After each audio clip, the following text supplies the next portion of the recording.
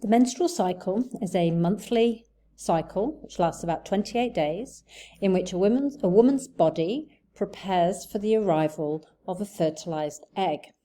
And if a fertilized egg does not arrive, then at the end of the cycle repeats again. And this is quite a complicated cycle because it is controlled by hormones.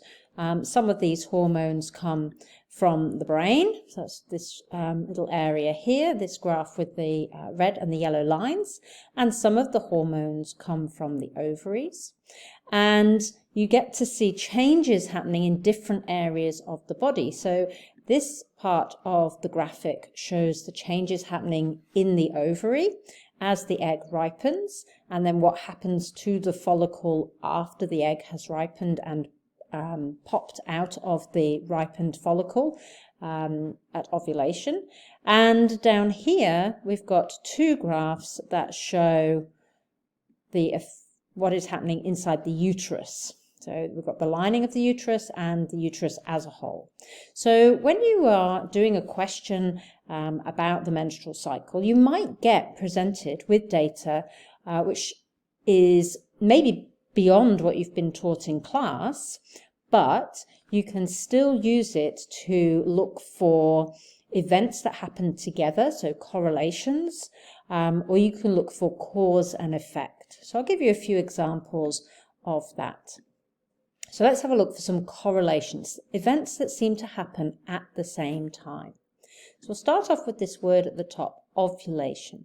Ovulation happens on day 14. You can see day 14 on the days down here.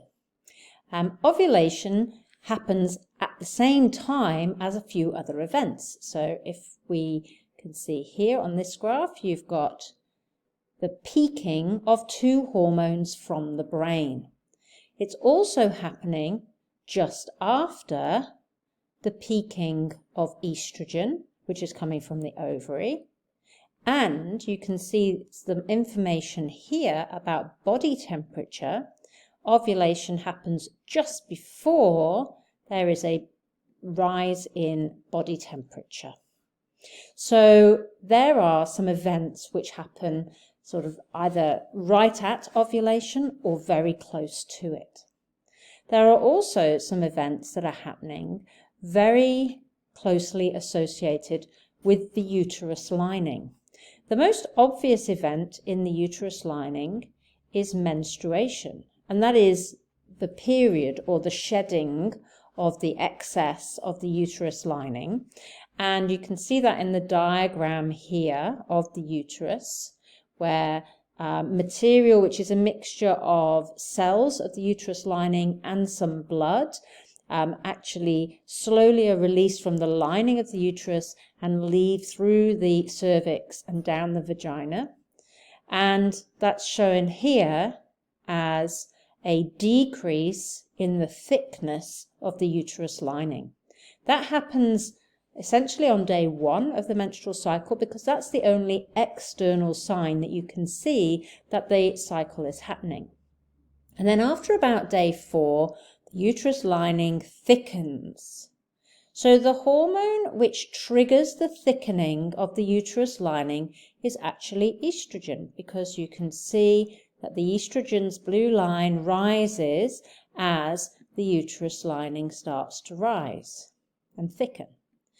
But it isn't the hormone that keeps the uterus thick, because if it was, when the estrogen fell away here, you would end up with the uterus lining falling away as well. So now we have to turn our attention to a different hormone, and you can see, I'll change my colour to green, you see this hormone here, progesterone, that rises after ovulation at the same time as the uterus lining stays thick. So we've got two different hormones from the ovaries responsible for developing and then maintaining the uterus lining.